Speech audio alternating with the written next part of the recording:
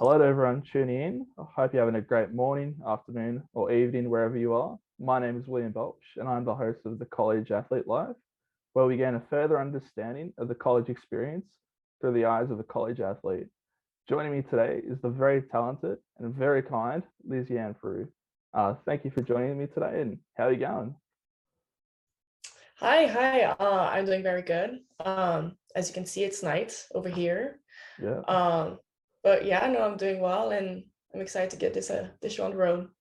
sounds good. So, I guess we should start with growing up. Growing up in Canada. What was it like for you? So I grew up in the French part of Canada, so I grew up in mainly a French environment. Um, Went to high school. We have a different system of high school than either the rest of Canada or the US. So um, I technically graduated high school at the same year that um, my roommate who came here in college graduated, but she came a year earlier than I did. So we graduated high school at the same time. Then she came in, and then I took that kind of like 6 months off of school, and then came to college back in January 2017 instead of starting like everybody else in the fall semester. I started in the spring semester. Um, but otherwise, I pretty much played soccer my entire life. Played some ice hockey. Of course, I'm Canadian. Yeah, Um, Otherwise, played rinquette, which is a women's sports very similar to ice hockey. And yeah, pretty much spent my entire childhood in arenas and on the soccer field. that's pretty cool. Like for the non-Canadian viewers, I guess, can you please sort of describe to us what ringette actually is? So very similar to ice hockey. Instead of having a puck, we have kind of similar to like a donut with a hole inside, and the stick is only a stick, so there's no like kind of curve for the puck. So you kind of just stick uh the stick in the donut, which is how we play. Um, and then there's like multiple rules depending on what line it is. We play on the same hockey rink, but with different kind of rules. Okay. And at what point did you sort of realize that college was going to be like the choice for you to take your soccer career towards? Yeah, so my dad, when he was younger, he went to San Diego State for golf, and he was on a scholarship for golf. He went there for 2 years, and he said when I was younger, he said those were the best 2 years of his life, and the things that he learned, not only about life but about himself and everything. And so I guess that's one thing that really pushed me to want to go. Mm. And the second thing would be that, especially for a women's soccer player, it's one of the only outlets to, like, I guess, like start off that like career. So if I want to keep playing and like go pro, um, it's one of the very good ways to start. I mean, it's not the only way, obviously. There's always multiple ways to do multiple stuff, but it's one of the best ways, I would say, to like come here in the US, then you do your college career, and then from there on, you do that transition to professional. Okay. Okay. And you sort of touched on it with saying that your dad was telling you that it was a great time that he had in college and it was very Yeah, enjoyable. yeah. Um, Deciding to go to America though, was that an easy choice or was that pretty difficult? Like knowing you'd have Um, family and friends back in Canada. yeah. No, I'd say it was pretty easy. At a young age, I was used to kind of traveling a lot, especially with the national team. I played with the youth team, so I was very often away from home for extended period of times. Um, so, and I guess it's really something that I really wanted. So it wasn't scary, I would say. I Mm. was more excited to kind of start something new, and I love like experiencing new experiences and go somewhere where maybe I don't know the place or don't know anyone, or in this case, didn't really know English very well. Yeah. It was an adaptation, of course, but it it kind of excites me. The unknown kind of excited me about that. Okay, excellent, excellent. But like coming from a French, like a dominant French speaking city, I guess. Yeah. Moving to America on a scale of 1 to 10, like how, like 10 being fluent, one having no idea. Like, how would you say Mhm. your English was at that point in time when you made the move? Um, maybe like a 5. Really? Yeah, so like it wasn't bad. Like I could have well, like I could have an okay conversation with somebody on one-on-one. Yeah. Like there would be many stuff that I would struggle to understand. Like I would make them repeat a lot or make them use different words so I can understand. But I struggled a lot in group settings, especially. Mm. Just trying to keep up with all these people kind of like talking at the same time and just like kind of jumping in. And I'm still like 5 sentences behind, you know. So I think for me that was the biggest challenge, or even in class sometimes because they use a bit more of an advanced kind of English in some ways, especially depending on what you're studying. But yeah, it was definitely an adaptation for sure. Interesting. So let's talk about your first 2 seasons for the Orange, 2017 and 2018. How did those first few seasons feel for you? Like joining the team, playing in front of a crowd, and like having, a pretty important position as the goalkeeper. Yeah. So when I first came in, um, Courtney Brosnan was the starting goalkeeper for our team. She now plays professional in England. Very, very talented girl, which I learned a lot from. She helped me in multiple ways. So I was her backup my first season, um, which is fine. You know, there's a lot of things you can learn as being a backup goalkeeper. And then my second year, it was a little bit of a like 50-50 kind of deal. Yeah. My coach at the time brought in a transfer goalkeeper who was a grad student at the time, and we kind of did 50-50. And then going on for my third, fourth, and fifth season, we had a new coaching staff that came in. And then from there, I just played every single game with them. In those first few seasons, as you said, you were more a backup goalkeeper. Um, Yeah. did that sort of become a bit frustrating, or did you sort of trust the process and like know that you will play games and you will improve? Yeah. I guess in the moment, I mean, it was frustrating because, I was told many different things of as why I Mm. wasn't the starting goalkeeper. Like every game, I would go see my coach and be like, "Why? Like, what do I need to do?" And it got to a point where his answer was simply like, "Well, you just got to be patient. Like, it's hers to lose." And in Mm. that case, it frustrates me because I just can't do anything about it. Um, like I'm gonna support her in every way that I can. I'm gonna cheer for her, but there's nothing that I can do that's gonna change anything regarding me starting or not. So I guess that's the part for me that was very frustrating, is because I had no kind of control over it. Mm. Um, so yeah, that was a hard part. Um, yeah. Well, prior to the podcast, we're sort of discussing an image or a video rather that was on the Syracuse women's soccer Instagram page, and Mm. there was a video that you'd made, or you said you made, about you transitioning from a goalkeeper to an outfield player. Um, in those first 2 years, did you consider switching to an outfield player, or did you know stick as a goalie? No, never. It never even like crossed my mind. I love goalkeeping. It's what I want to do.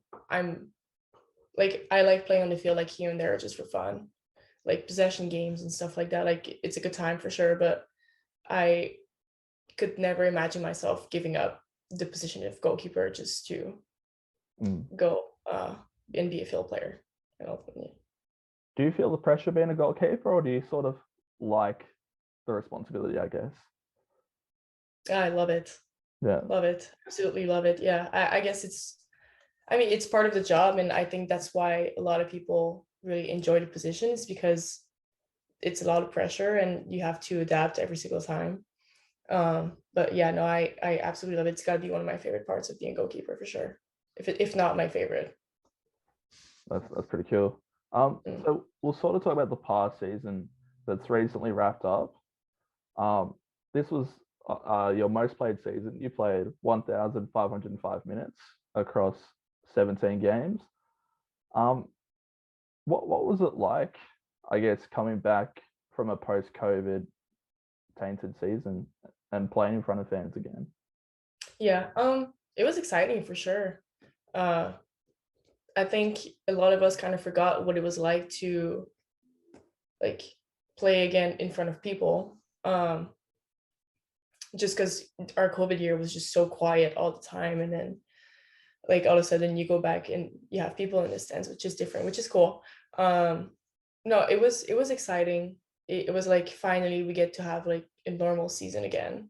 So I think we were all very much like looking forward to it for sure. And sort of while we're on the topic, I've noticed during some of your highlight clips that you've made yourself, and they are really good and at a really high level. Some of the grounds that you play on are like actual football fields rather than soccer pitches.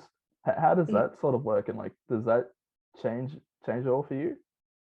Yeah. Oh, for sure, for sure. So here at school we have natural grass, and then we have turf. We have both options to practice on. So depending on which team we play and what kind of field they play on, we practice on either if it's going to be a turf, we practice on turf. And it's like vice versa. But it's definitely an adaptation. Like on the turf, it kind of goes a lot faster Mm. if compared to a dry grass, for example. Diving is different, especially kicking the ball is different. Um, Especially when I kick a ball, my plant foot goes like kind of deep, and it kind of like cuts the grass a little bit more. And in turf, most of the time, I kind of just like Yeah. literally just fall. Um, so that's something I always need to adapt. But luckily, like this season, we played, I think, one time on turf. It was terrible, completely terrible, but it like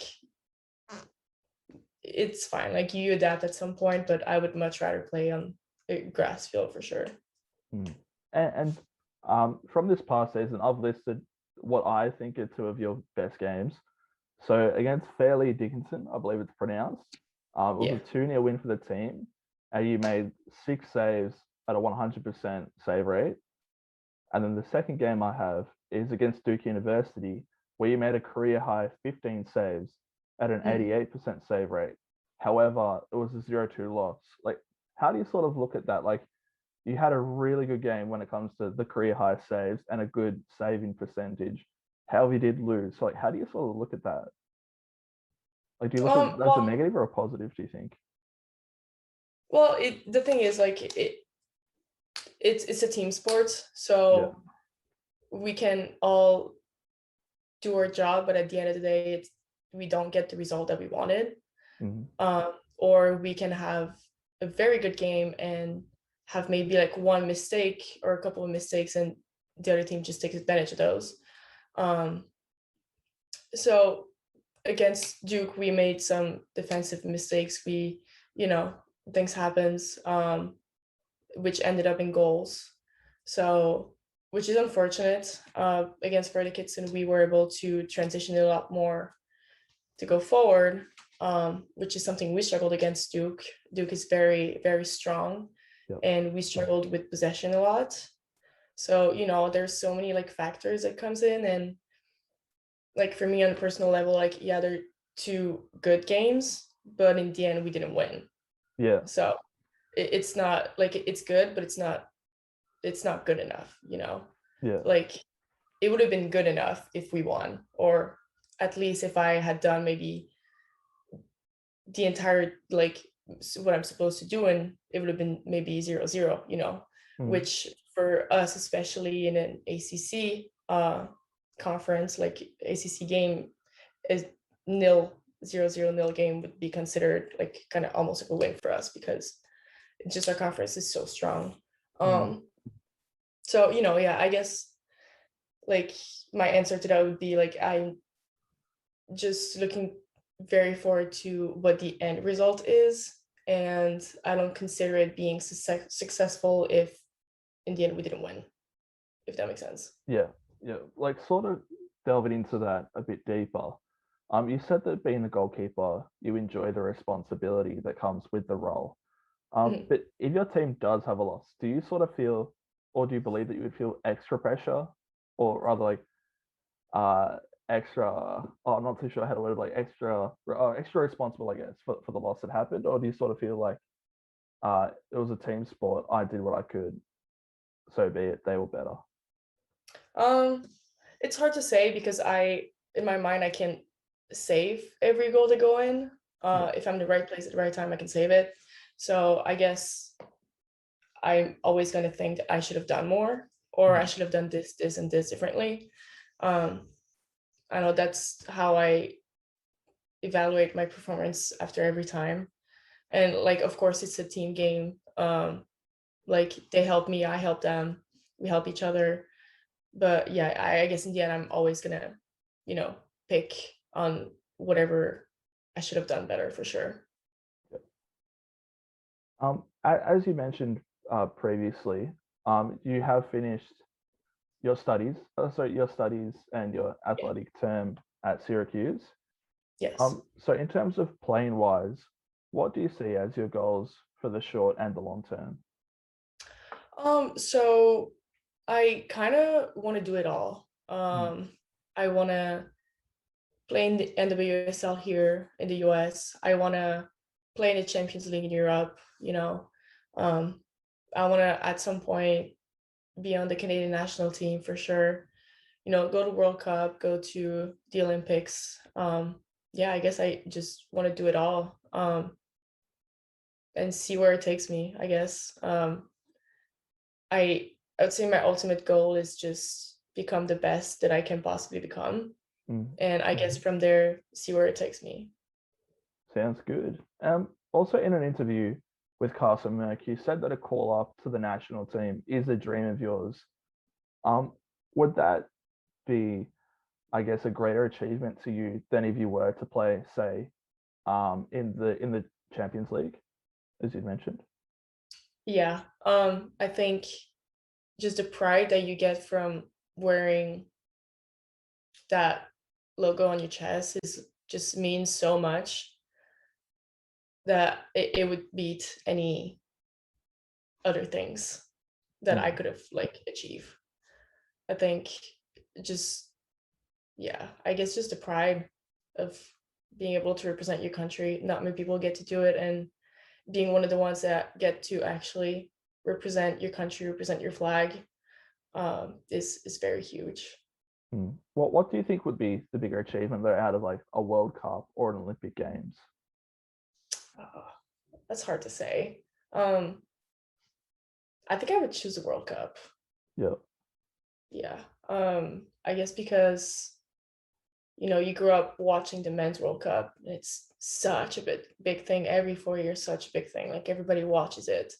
Early, everybody just stopped working, just spend the whole day watching soccer, which is unreal. Um, so I think because I grew up in a place where that was so big, I think it became the World Cup, the words just became so big in my mind. And yeah, so I think I would choose like winning the World Cup, I guess, over Olympics. I think I would. That sounds But good. you know what? I'll take both, Yeah. 100%. So now we'll sort of move to like the education academic side of college life. What are the studies like at Syracuse University? I mean, there's multiple things you can study. I studied sports management, which is something that the school is known for its sports management program. Um, I believe Michael Jordan's agent, well, he studied here, and my college is named after him. So, it's a big part of Syracuse University. Yeah, otherwise there's many other colleges. Syracuse is known also for its communication program, so a lot of people come in for the communication program too. Okay. And you were saying that you study the sports management side at the college. What sort of subjects do you study within that course or degree? Right. So there's like, it's all surrounded by like, marketing of sports, event management, if it's um, laws of like the sport or like sports agency kind of thing. So it really surrounds just everything that has to do with sports. So event, player management, everything. It just kind of globes everything together. Was there a particular area of interest there that you had? Um, no, not particularly. I like try to change majors, I believe like halfway through my degree. But it unfortunately was too late for me to change programs.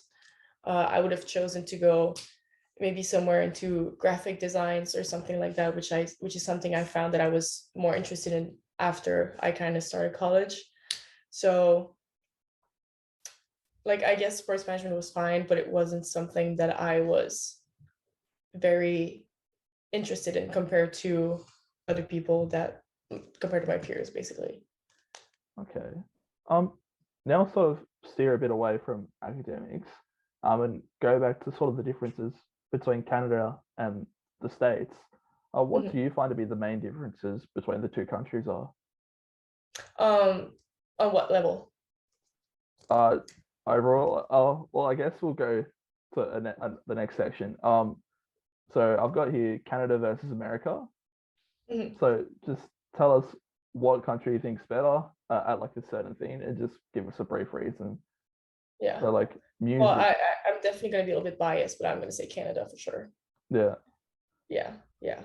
Um, I mean, I love my country, so I can't. That was definitely an easy choice and very biased answer, but no, I like the States as well. I mean, it's giving me the opportunities that I couldn't get back in Canada, mm, so I'll always be grateful for that. But yeah, it's always pretty good to go home for sure. yeah. But what country do you think has the better music? Ooh, ooh, that's hard. Um, you know what? I'm gonna have to. Hmm. Well, so my favorite artist is The Weeknd, and he's from Canada, so I might have to say Canada. Yeah, Yeah, yeah. What about add a better little bit of sport? Drake there. Oh, sorry, can you please repeat that? I said adding a little bit of Drake in there. Yeah, You know, yeah. yes. What about our sport? What nation do you think has the better sport? Um. Well, we recently just won the Olympic gold medal for women's soccer. Um, Currently, our men's soccer team is first in the table for World Cup qualifiers, so that's a very good start for us. The US is always going to be, even when I was younger, it was always such a big rivalry, like Canada versus US. Obviously, it's always big rivalry. Um, no, I can't get anything away from the US. Like, they have amazing players, amazing programs. I mean, they're the top, like one of the top, if not the top team in the world. So I can't get anything away from them. Mm. What about the better food? Um, ooh, I don't know. I kind of like both. Yeah. Depends which restaurant I go. Yeah, I like both. Okay. Yeah.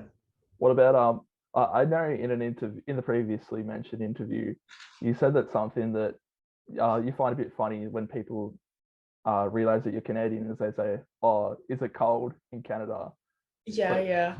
what weather do you like better, Canadian or American? Yeah. Well, so that's funny. Yeah.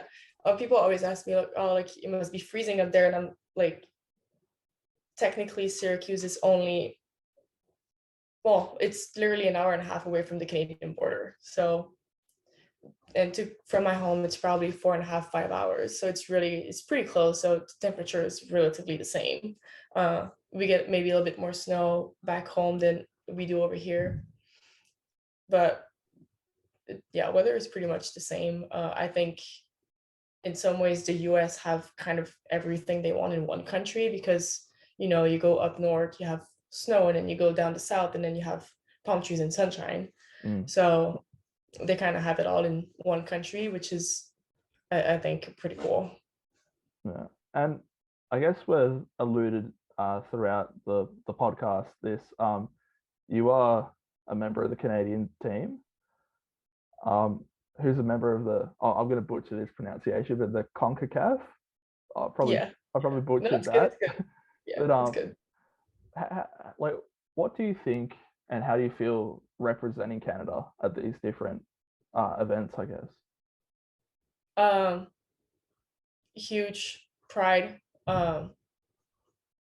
It just, yeah, I guess I touched a little bit on it earlier, but just the pride of wearing that logo and the crest is just, I mean, it's what I've been dreaming of since a little kid. And for most people as well, is what they dream of is playing for their national team and be able to represent their countries in those kind of tournaments, CONCACAF, World Cup, Olympics, you name it. But yeah, I guess just everybody coming together and really just working towards that exact same goal is very, very powerful. And I think the only place you really, really get that is on the national team, because we all come from different parts, yes, and from different backgrounds, from different places, but we all come together and work together just to achieve that very, very same goal while having that same pride. Yeah. If that makes any sense. Yeah. Yeah.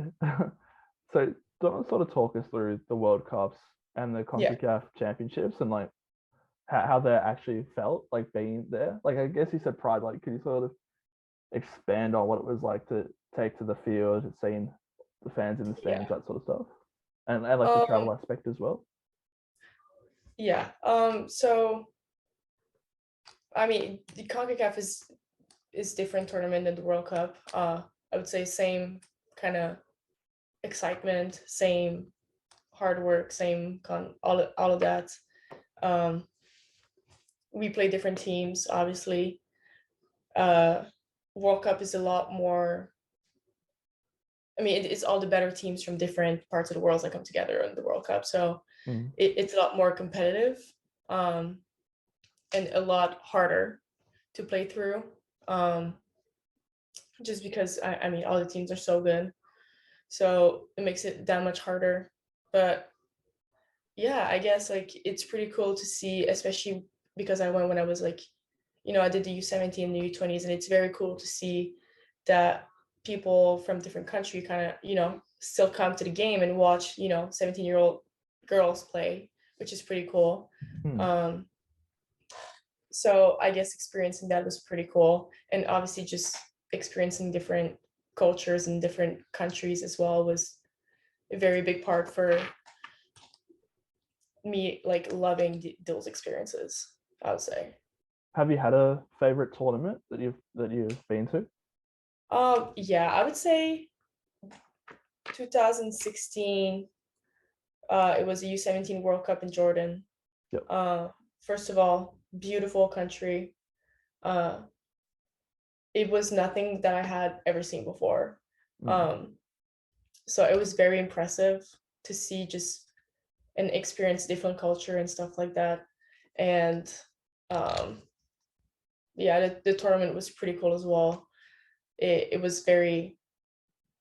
We didn't make it past the group stage, which was heartbroken, but it was a pretty good tournament. I think like we did pretty well.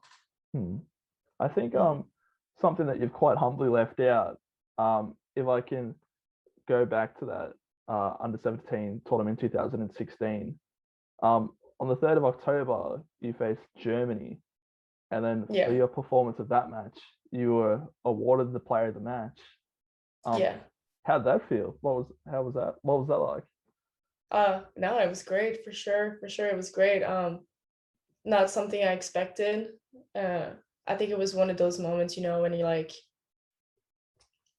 it's one of those moments where you're so intensely in the zone and kind of things kind of go for you. I think that was one of those moments, and I think I took advantage of that, which ended up with that result. So yeah, it was pretty cool. For sure. Yeah.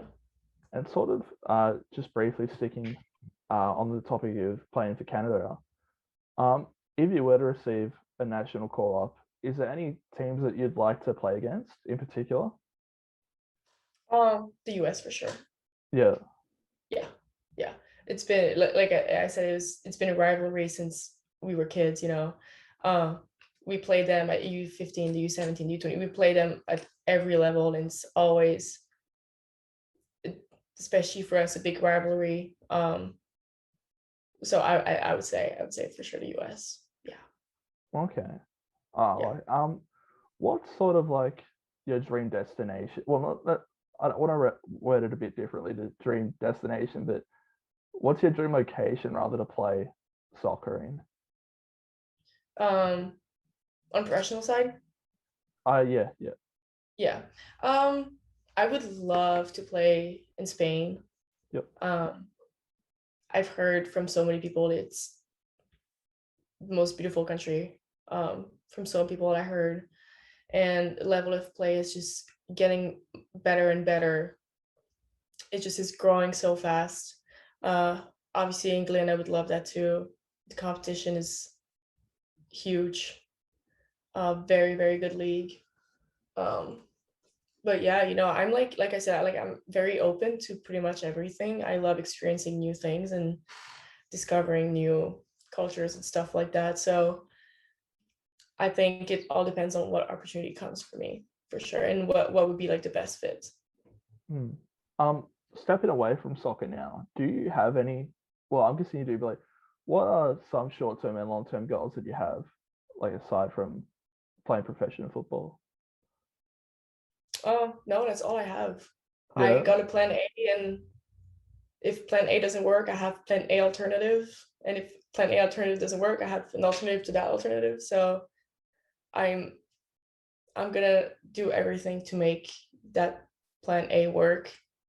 Hmm. And like I've had injuries and stuff like that, but it's like I want to be the one who chooses when I'm done. Yeah. So yeah, it's I've put all my focus on plan A because I thought that if I started focusing on having a plan B in case, you know, then that would take away my focus on plan A and take away time and energy and effort that I could have put in plan A to be on plan B. So I think, yeah, for me, it's been like soccer all the way for sure. Hmm. I know that you sort of mentioned injuries just prior, and I know this Mhm. is a bit of a deep question, but has there ever been a time where you've thought like, what if soccer isn't for me, or like, what if I'm not gonna make it? Like, have you ever thought that, or has it always been positive mindset? No, I don't think I've ever thought like, what if I don't make it? I think, especially being injured, for some reason, I was living a lot in the moment Hmm. because, first of all, I was frustrated just being on the sideline and like watching my teammates play while I just can't do anything. Um, then it was frustrating because nobody really knew what my injury was at the Hmm. time. Um, so I guess like that period of time was very frustrating, but also felt like very long just because I wasn't really getting anywhere. Um, but then as soon as like I went into surgery, got surgery, and then it was just day by day, like getting that little bit better, getting that little bit better, getting a little bit better, uh, to a point where eventually, um, probably what, like 2 years later, it finally kind of came full circle. Like I feel good right now. Hmm. Um, but I had to go through two different surgeries, and like I always came back in time for that next season, but I don't think I put any pressure to do so. I think it kind of Yep. just the timing kind of just worked out, I guess. Hmm. I guess Yeah. as well that sort of sports is seen as a very fast-paced industry, particularly for the players. Do you sort of think that the best approach is like a long-term futuristic approach or a short-term live in the moment approach? I think you need both. I think you need to know where you're going in order to have kind of some sort of direction, Yeah. but then you also need those smaller goals to Mm. kind of keep you on that same direction, you know. So setting those smaller goals of maybe where I want to be next year or what I want to accomplish by next year, so that I'm closer to what is my end goal. Yeah. Yeah. I guess we'll sort of move to a speed round of questions now. Not too speedy though. Take all the time you need. Okay. Most of these are away from soccer, but some Yeah. do reference it. So what's your favorite movie genre? Animated. Have you got a favorite movie? Spider-Man Into the Spider-Verse. Okay, good choice. Good choice. So good. Favorite song? Ooh. Oh, see, that's hard. Ooh, I don't know. I listen to so many different artists and different music. I can't. Even right now, I don't even have one that's like sticks to my mind. I don't know. Have you got a favorite artist away from The Weeknd? Not necessarily. I like him the most. I think it's the one that stands out the most to me. But I like I said, I listen to many different artists. A lot of them that are not super known either. Yeah. Like maybe I listen to like one of their songs and then like this other artist like 2-3 of their songs and then move on like to the next one kind of thing. So I'm pretty much all over the place when it comes to that. What about like before a game? Do you have like a go-to warm-up or pump-up song? No. I like, depending on the mood, I listen to either like pop and rap or hip hop. Sometimes a little bit more of a kind of electronic kind of vibe. Yeah. Otherwise some like song remixes or songs from 2010s and stuff like that. So it really depends on what I'm kind of feeling in the moment.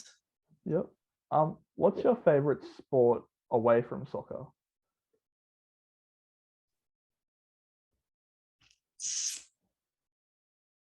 Uh wow, I don't know. My dad is a big football fan, American football. So I guess I watch that when I'm home. I watch it with him. I do enjoy that. Um, yeah, I would say maybe football. I have no idea. Yeah. Yeah. What would you I know. say, like overall, is your greatest achievement? Like personally to me, Yeah.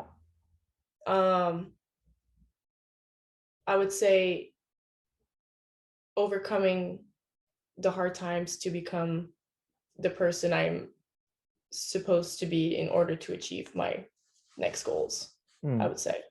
Um, everybody goes through hard times, either emotionally, physically, whatever it is. And I don't know, I guess we all also kind of get over it differently Yeah. and become different people on the other side than we were before. And so I guess I'm proud of the person that I have become after it all, I guess. Do you have any hidden talents? Okay, I can. Well, I like graphic design, so I'm creative. Yeah. I started learning a little bit of a guitar, Okay. so I can do that a little bit. It's nothing too impressive, but it's a little something. Um, Otherwise, I'm pretty good at Call of Duty, Yeah. PlayStation, and yeah, I think that's kind of surrounds it. That's pretty cool. Once again, if we take away your man The Weeknd, if you could have 3 dream dinner guests, who would they be? Dream dinner guest. Ooh. Okay, I think I would choose Michael Jordan. Yep.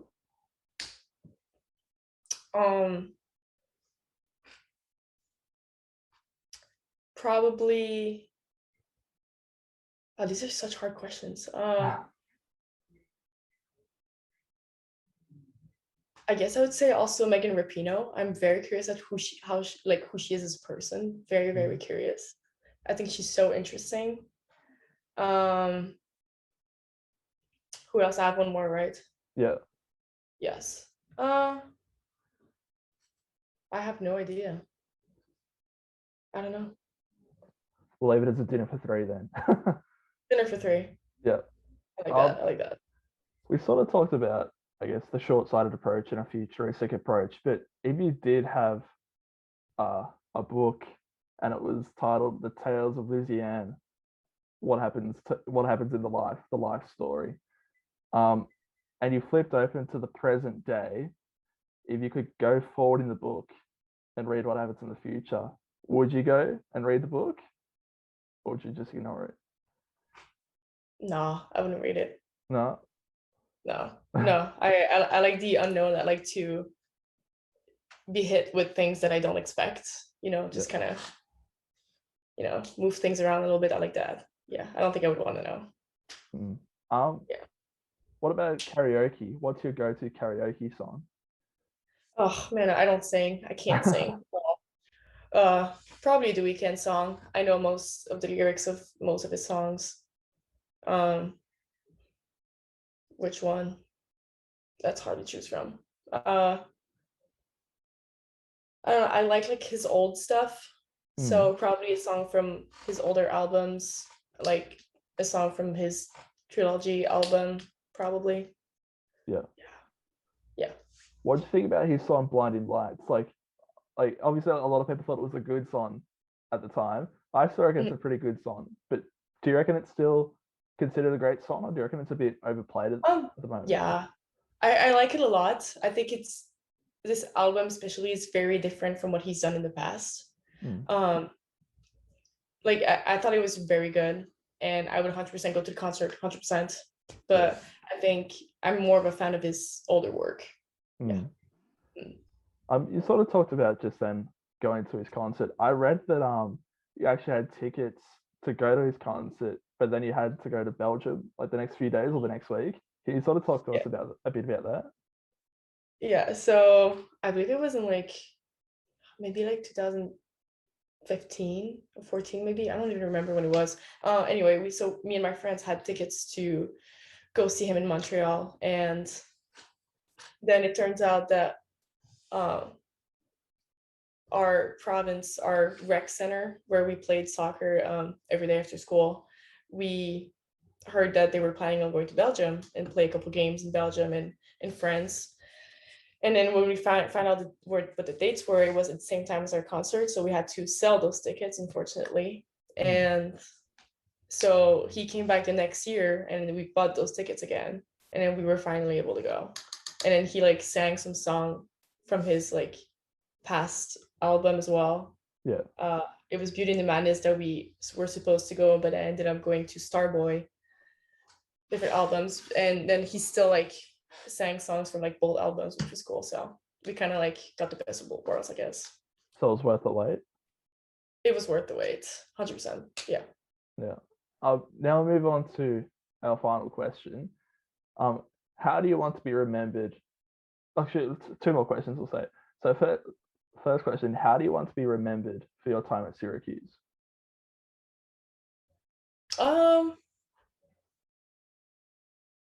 I guess I don't know, I guess by someone who was respected, worked hard, hold people accountable, wasn't scared to speak her mind, I guess, and did everything that I could to get that better end result, I guess. I think we might have a similar answer, but let's say 20 years down the track, you've retired, you've played for Canada, you've played in the Champions League. How would you want your career legacy to be defined?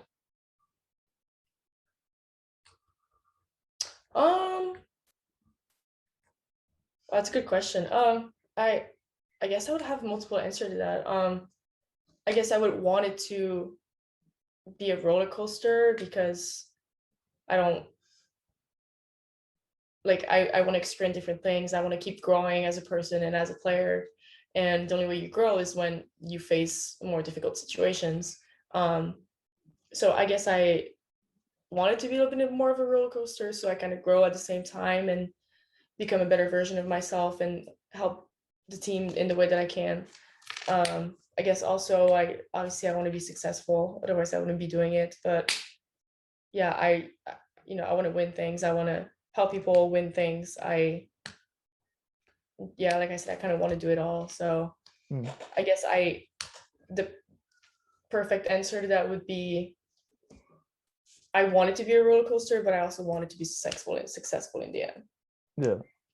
Yeah. If like your career turned into a movie, who would you want to play you in the movie if it couldn't be yourself? Yeah. Ooh. I don't know. I think I'd want to be the actress. No, I'm kidding. I don't know. Acting could be pretty fun, but I don't know. Yeah. So we'll say undecided for now. Undecided. We'll have to cast people. For sure. Well, we thank you for coming on. It's been really of course. good fun. Yeah. You can follow Lysianne on Instagram at Lysianne Proulx, and you can also follow her on Twitter. You can follow me on Instagram at Billy Bolch. Thank you for tuning in. You can see this on Spotify, Apple Podcasts, and maybe YouTube. Thank you very much. Awesome. Thank you.